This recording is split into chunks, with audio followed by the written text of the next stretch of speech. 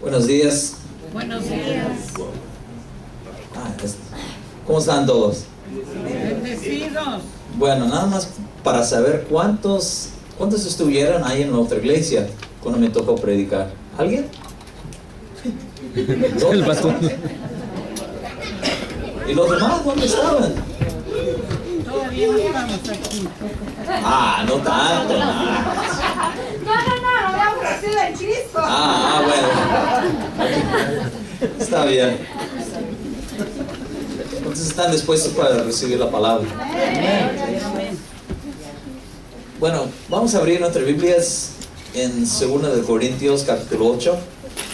Quisiera compartir de la palabra de Dios acerca de ser una iglesia generosa, pero no solamente en el tema del dar de nuestro dinero, de desarrollar generosidad en nuestras vidas. Yo sé que ustedes ya han recibido varias prédicas, enseñanzas acerca del dar, y nosotros sabemos que la Biblia dice más bienaventurado es, ¿qué dice? ¿Y cuántos creen la palabra? Bueno, pero yo no vengo como uno de esos pastores que llegan a las iglesias para trasquilar las ovejas. No, a veces lamentablemente hay muchos ministros hoy en día que hacen un manipuleo tremendo para sacar dinero, y aún hasta pedir que los cristianos se meten en deudas para ofrendar. Y yo nada más quiero enseñar principios de cómo debemos de ser como una iglesia generosa, pero no solamente en el área de edad, pero en como un estilo de vida. Y cuando nosotros obedecemos la palabra de Dios, ¿cuántos creen que Dios bendice? Eso es lo que Dios requiere de ti, que tú seas obediente, que yo sea obediente, ¿no? Y al obedecer a Dios, Dios nos bendice. ¿Sí o no, iglesia? Entonces, vamos a leer de 2 Corintios. ¿Ya lo tienen? Capítulo 8, verso 1 y adelante. Entonces, saludos también a los hermanos que nos pueden ver por el internet, ¿no? Los hermanos que se quedaron en sus camas. Y también a los hermanos que pueden estar viendo de nuestra iglesia en Chiapas. Los amo, hermanos, ahí en la iglesia. Dice: asimismo, hermanos, os hacemos saber la gracia de Dios que se ha dado a las iglesias de Macedonia, que en grande prueba de tribulación, la abundancia de su gozo y su profunda pobreza abundaron en riquezas de su generosidad. Pues doy testimonio de que con agrado han dado conforme a sus fuerzas, y aún más allá de sus fuerzas, pidiéndonos con muchos ruegos que les concediésemos el privilegio de participar en este servicio para los santos, y no como lo esperábamos, sino que asimismo se dieran primeramente al Señor y luego a nosotros por la voluntad de Dios. De manera que exhortamos a Tito para que tal como comenzó antes, asimismo acabe también entre vosotros esta obra de gracia. Por tanto, como en todo abundéis, en fe, en palabra, en ciencia, en toda solicitud, en vuestro amor para con nosotros, abundad también en esta gracia. Que Dios bendiga su palabra en nuestras vidas. Hermanos, qué lindo testimonio de las iglesias en Macedonia. Y Pablo estaba escribiendo a los hermanos en Corintios, diciendo: hey, los hermanos no tenían mucho, pero ellos dieron. Quizás les dolía, pero obedecieron a Dios. Y Pablo estaba motivando, como diciendo: ellos sí. Entonces, ¿qué ejemplo? Entonces, animando a los corintios que ellos también pudieran tener la misma actitud. En fin, hermanos, al obedecer a Dios, usted nunca sale perdiendo. Pero nosotros debemos dar, no para que nosotros ganemos algo. Debemos dar porque eso agrada a Dios. Y es obedecerle, ¿sí o no? O sea, punto y aparte de lo que me puede llegar a mí, ese no debe de ser el motivo. Debería dar porque amo al Señor. La Biblia dice: si amamos al Señor, debemos obedecer sus mandamientos, ¿sí o no? Amén. Jesús dijo, si me amáis, Guarda mis mandamientos. guardad mis mandamientos, ¿no? Y parte de los mandamientos en la vida cristiana es honrar al Señor. Entonces, pero vamos a ver varios principios. Ustedes que son los líderes que tienen en los bosquejos, si pueden ir llenando también con diferentes versículos bíblicos. El primer punto del mensaje se encuentra en verso 1. Dice, os hacemos saber la gracia de Dios que se ha dado a las iglesias de Macedonia. Porque Pablo decía que las iglesias de Macedonia estaban en pruebas y estaban en pobreza. Y a veces yo creo que nos toca a todos en la vida pasar por dificultades. ¿Cuántos han pasado por pruebas? ¿Nadie? ¿Solo 2 personas? Pero es parte de la vida. Y no es pecado que usted esté pasando por una prueba. La Biblia dice en Hechos 14, 22. Pablo decía que era necesario. Pablo decía en Hechos 14, 22, es necesario que entremos al reino de Dios a través de muchas tribulaciones. Entonces Pablo estaba reconociendo que a pesar que los hermanos estuvieran viviendo en tribulación y pasando por pobreza, Pablo reconoció que era la gracia de Dios que les daba la habilidad de seguir obedeciendo y honrando a Dios en esa área del dar. ¿Cuántos necesitan la gracia de Dios en los tiempos difíciles? Amén. Sí, amén. Tenemos que reconocer el rol de la gracia de Dios. O sea, usted y yo necesitamos la gracia de Dios para hacer la voluntad de Dios, ¿sí o no? Sí, amén. La gracia de Dios habla acerca de su poder, de su ayuda, su don. Véanlo en 1 Corintios 15:10, por favor, en la carta anterior. 1 Corintios 15:10. 1 Corintios 15:10 dice, pero por la gracia de Dios soy lo que soy. Díganlo conmigo, pero por la gracia de Dios soy lo que soy. Saulo se convirtió en ¿quién, hermanos? Pablo, ¿no? Y Pablo llegó a ser una figura súper importante en la iglesia primitiva, ¿cierto? Sí, amén. O sea, un padre espiritual para la iglesia primitiva, plantando iglesias, predicando, siendo como el arquitecto a través del Espíritu Santo para la iglesia primitiva.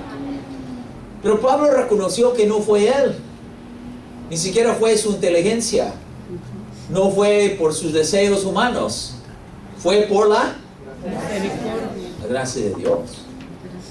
Porque Pablo no lo pudiera haber hecho solo. Solo lo hizo por la gracia de Dios, ¿sí o no?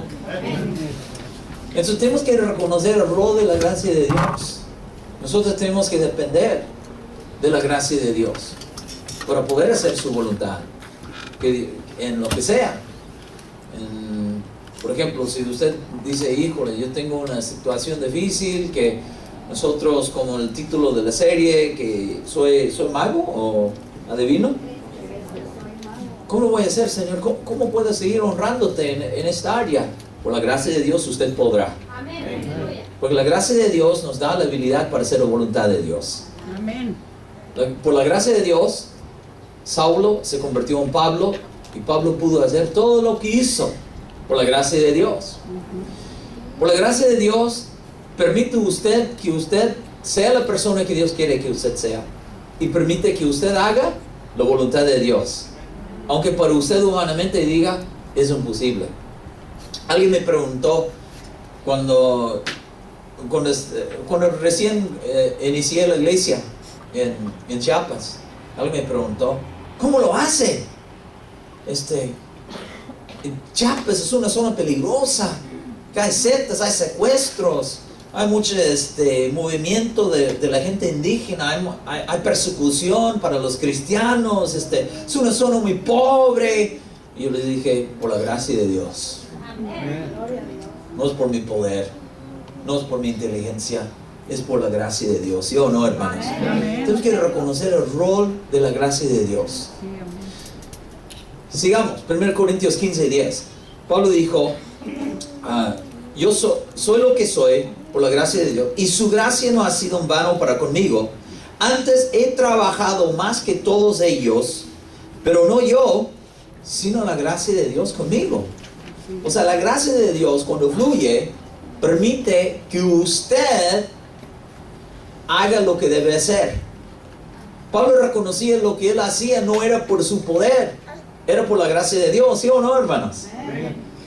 Entonces, si Dios le ha llamado, por ejemplo, a dirigir alabanza o tocar el instrumento para su gloria, pues Dios le dará la gracia, ¿sí o no? Si Dios le ha llamado a ser un empresario y de repente le sale bien en todos sus negocios, usted no debería jactarse, usted debería reconocer que es por la gracia de Dios en esa área en su vida, ¿sí o no? Necesitamos la gracia de Dios, ¿sí o no, hermanos? Tenemos que reconocer el rol de la gracia, y nosotros debemos pedir al Señor que nos llene de su gracia. Nosotros queremos estar llenos de la gracia de Dios. Es el poder que Dios nos da para ser las personas que Él quiere que seamos y para hacer su voluntad. ¿Quiere hacer su voluntad? Va a necesitar la gracia de Dios para hacerla, ¿sí o no? Hechos 6:8. Ve lo que la Biblia dice acerca de... La Biblia dice que Esteban, que era un predicador en el libro de Hechos, que él estaba lleno de la gracia de Dios. Dios lo usó tremendamente. Hizo milagros. El Señor lo usó, pero no fue por su poder, fue por la gracia de ¿quién? De Dios. Hechos 6:8. Y Esteban, lleno de gracia y de poder, hacía grandes prodigios y señales entre el pueblo. ¿Estaba lleno de qué?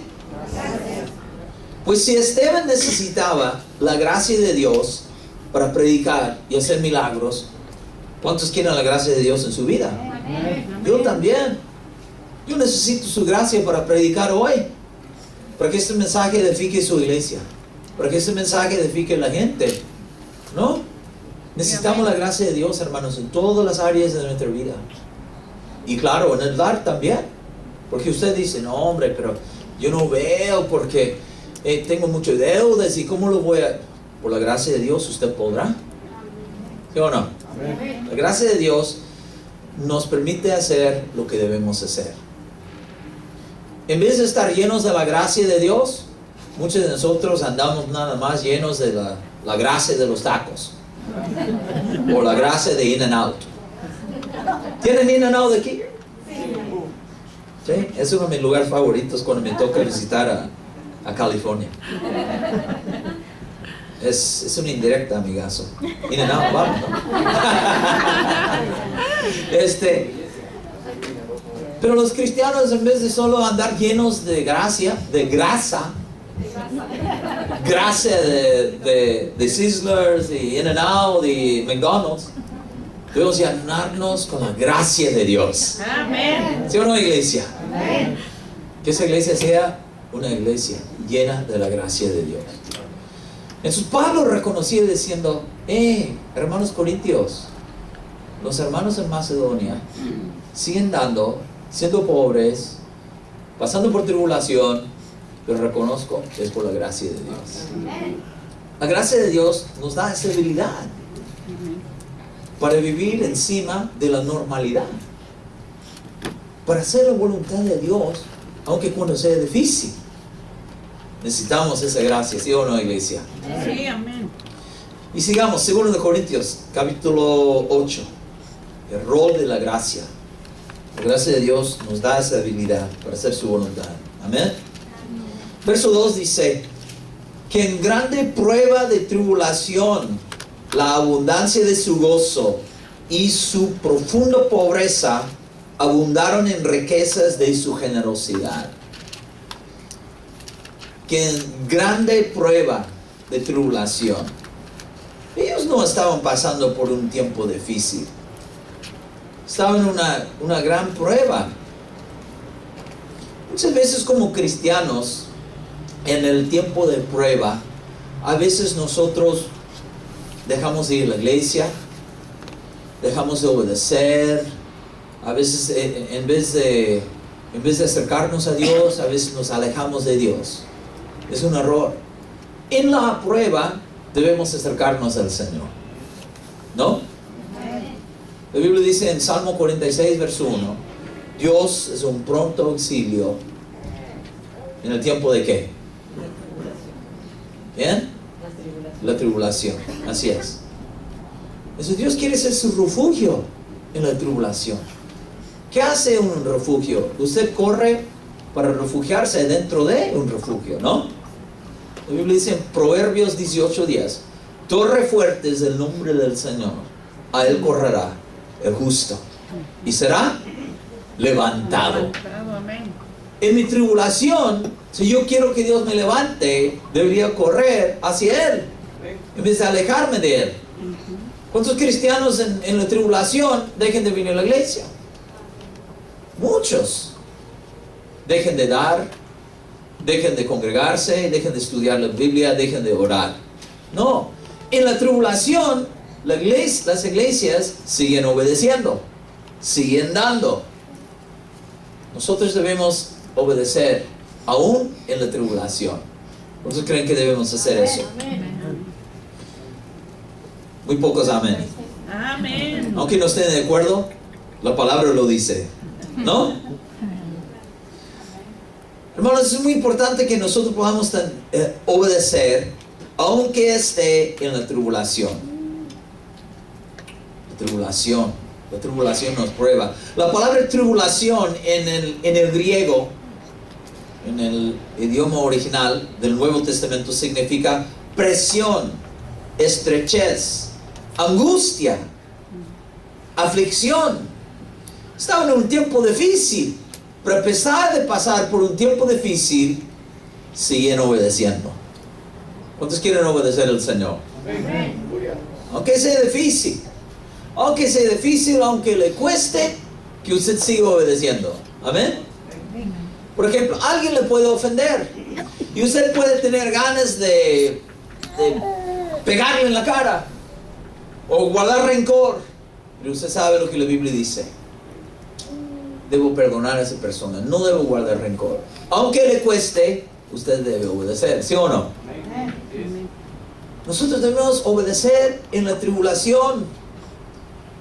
Mi obediencia no debe depender de mis circunstancias. Mi obediencia no debe depender de mis circunstancias. Debería obedecer a Dios porque le amo, porque lo honro.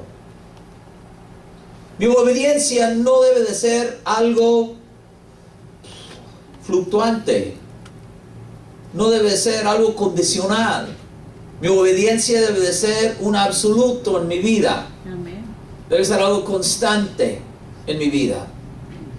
Que gane $30,000 en un mes o que gane $3,000 en un mes, debería honrar a Dios con mis bienes. ¿Sí o no? Amén. O sea, mi obediencia debe de ser constante, ¿no? Sí, amén. Debería amar a los que me maltratan, que me griten, que se burlan de mí, que me hagan cosas malas. Debería amar a ellos que me maltratan, ¿sí o no? Sí, amén. Nosotros no debemos, nuestra obediencia no debe ser fluctuante, como la bolsa ahí en New York. Nosotros debemos ser obedientes a Dios. Debería confesar a Cristo no solamente aquí en la iglesia, pero debería confesar a Cristo en mi trabajo. Amén. Quizás los cristianos dicen: bueno, aquí en la iglesia sí me siento bien para decir gloria a Dios, pero en mi trabajo no, hombre. Si digo que soy cristiano, todos van a decir que soy un loco. No. Pero Jesús dijo: si confiesas a Él delante de los hombres, te va a confesar delante de su Padre que está en los cielos, ¿sí o no, hermanos? Amén. Entonces mi obediencia de confesar a Cristo debe de ser donde esté. No debo ser honesto como estudiante solamente cuando el profe esté enfrente de mí, pero debe ser honesto en mi examen cuando el profe esté en el baño, y no hacer tranza como los mexicanos dicen en el examen. No usar los, ¿cómo dicen los mexicanos? ¿Acordeones? ¿Cómo? Acordeones. Acordeones. acordeones. O sea, significa que yo debería ser obediente a Dios en todo el tiempo. Y aplicando la obediencia en el dar, aunque esté pasando por una tribulación, aunque gane poco, debería obedecer a Dios y honrarle con mi bien, ¿sí o no? Hermanos, cuando yo me convertí en Canadá, yo ganaba muy poco en el trabajo, tenía como adolescente. Pero desde el comienzo de mi caminar con Cristo, en la iglesia donde yo iba, nos hablaron acerca de honrar a Dios con nuestros diezmos y ofrendas. Ganaba muy poco. Yo trabajaba en una pizzería. Entonces, ganaba muy poco dinero. Pero gracias a Dios por la sana enseñanza acerca de honrar a Dios. Entonces ya desde de ser cristiano nuevo, comencé a honrar a Dios, a apartar mi dinero, aunque quizás estuviera ganando poco, pero ya estaba obedeciendo. Mi obediencia no depende de mis circunstancias. Debería amar, aunque la gente me odie. Debería perdonar, aunque usted diga, pero no se lo merece de persona. Debería evangelizar, aunque todos me cierran la puerta en la cara. Debería seguir predicando la palabra de Dios, ¿sí o no, hermanos? Debería dar, aunque no tenga mucho para dar. Eso es lo que hicieron ellos. ¿Cuántos quieren obedecer a Dios? Amén. 2 Corintios 8:2, la Biblia dice, en su grande prueba de tribulación, hermanos, ¿estaban en una prueba, sí o no? ¿Pero dieron en su tribulación? Pregunta, ¿dieron en su tribulación, sí o no? Claro que sí, la Biblia lo dice. Dieron en su tribulación. A veces un cristiano puede decir, pues yo voy a comenzar a dar que cuando me saque la lotería. Yo voy a comenzar a dar cuando tenga un trabajo que me pague $10,000 por mes. No, hermanos, nosotros debemos obedecer a Dios, aunque cuando no tengamos esa cantidad de dinero. Mi obediencia no depende de lo que tenga, de lo que venga. Mi obediencia debe de ser algo constante porque amo a Dios. Sí, amén. ¿Cuántos aman al Señor aquí? Amén. La Biblia dice en verso 2, la abundancia de su gozo. ¿La abundancia de su qué, hermanos? ¿Cuántos creen que en la vida cristiana hay gozo? ¿Ya hay gozo, hermanos? Pero a veces cuando en las iglesias, cuando los hermanos dan sus bienes al Señor, ya se le pierde el gozo. Pero no debe ser así. Cristo nos ha dado mucho, ¿sí o no? Cristo murió en la cruz por nosotros. Amén. Y si Dios dice en su palabra que lo honra con mis bienes, pues con gozo se lo debo dar, ¿sí o no, hermanos? Sí, amén. Estaba en una iglesia en Argentina predicando, y cuando ellos anunciaban el tiempo de dar al Señor los diezmos o ofrendas, la congregación comenzó a aplaudir y gritar gritos de júbilo. ¡Woo! ¡Aleluya! Y la gente aplaudía. ¡Qué bueno! O sea, la gente está aprendiendo que es un gozo de poder dar al Señor. Amén. Dice en verso 7 de 2 Corintios 9, cada uno dé como propuso en su corazón, no con tristeza ni por necesidad, porque Dios ama al dador triste. ¿Qué clase de dador, hermanos? ¿Cuántos son alegres en Cristo? ¿Cuántos dan con gozo al Señor? Entonces, hermanos, nosotros debemos de ser dadores alegres. Como la Biblia dice en 2 Corintios 8:2, abundancia de su gozo. Debe haber gozo en nuestro dar. Es muy poco lo que Dios pide, ¿sí o no? Por lo mucho que nos ha dado. Hermanos, por lo mucho que Dios nos ha dado, ¿qué podríamos darle? Jamás podremos igualar lo mucho que Dios nos ha dado, ¿cierto, hermanos? Dios que nos da amor, perdón, fidelidad, nos sostiene, nos ama, nos ha dado vida eterna, perdón de pecados. Que Dios nos pidiera 90%, 90 días en vez de 10-90, con gusto, con gozo, se lo deberíamos dar. Porque Él es digno de recibir Todo. Todo en nuestras vidas. Porque Jesús dio todo por nosotros, debemos dar todo en nosotros para Él. ¿Sí o no, hermanos? 1 de Crónicas 29, verso 7. Y mantenga su lugar donde estamos. Pero vea la actitud acerca del dar en 1 de Crónicas 29, 17. El rey David y el pueblo de Dios, ellos estaban levantando una ofrenda voluntaria para la casa de Dios. Y vea lo que dice aquí. Perdón, yo creo que es versos... hablando del gozo. Y el verso... David dio una cantidad enorme al Señor. Ve lo que dice en verso 2. 1 Crónicas 29.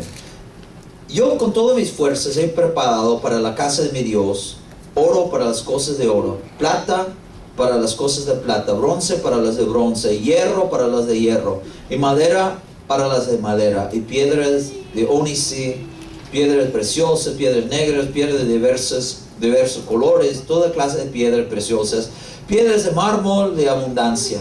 Además de eso, por cuanto tengo mi afecto en la casa de mi Dios, yo guardo mi tesoro particular, oro y plata, que además de todas las cosas que he preparado para la casa del santuario, he dado para la casa de mi Dios.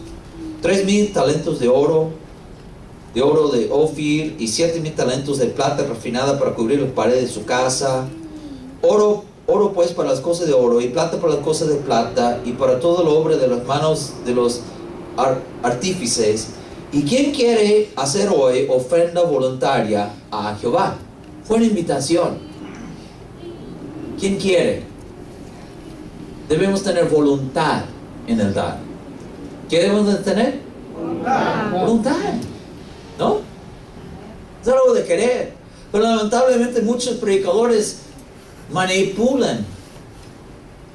Dicen, tienes que, hasta que algunos pastores dicen, si no dan, tú serás, tal maldición te va a caer. Si no da tu diezmo aquí.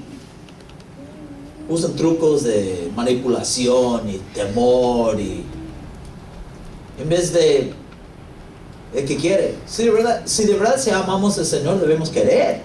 ¿Sí o no? Amén. Y David decía, a ver, yo doy tanto para las cosas de Dios. ¿Y ustedes? Él estaba siendo un ejemplo, ¿sí o no? Hermanos, nosotros debemos ser ejemplos en nuestro dar. Nuestro dar debe inspirar a las otras personas a nuestro alrededor, ¿no? Más allá de hablar de mi dar, debo dar. Para ser ejemplo, por ejemplo, si usted sabe, una de las mejores cosas que usted puede hacer como padre, como madre, es dar de gozo. Porque sus hijos van a ver que papá honra al Señor. Aunque no entre un sueldazo, un salario muy grande, veo que mi papá honra al Señor. Y sus hijos van a ver eso. En vez de siempre darle al Señor migajas. Porque ellos aprenden no tanto lo que sale de su boca, pero aprenden por lo que ven en su vida, ¿sí o no? ¿Cuántos quieren enseñar cosas buenas a sus hijos? Pues sean dadivosos. Sean como el rey David. David no dio migajas. Les voy a dar la cifra de todo lo que él dio en un momento, en dólares hoy en día. Ustedes se van a quedar plop como condorito. ¿No? Ese fue por los mexicanos. ¿Entendieron, no? Los hermanos mexicanos. Ok, bueno. Sorprendidos. Y vean el gozo. Vean lo que dice en verso, ¿dónde estamos? En 1 Crónicas 29, verso 9. Y se alegró el pueblo por haber contribuido. ¿Cómo? Sí, no fue algo como manipulando a la gente. Tienes que, mira, si quieres que Dios te proteja, hay que dar $100. Si quieres que Dios te sane, hay que... Nah. De verdad hay predicadores que hacen esas cosas. Ponen precio. Un predicador en Carolina del Norte que estaba diciendo, ¿cuántos quieren ser sanos? Y había varios enfermos. Hay que dar $100. De verdad, escuché un pastor que decía, y si quieres la protección de Dios en tu vida, tienes que dar.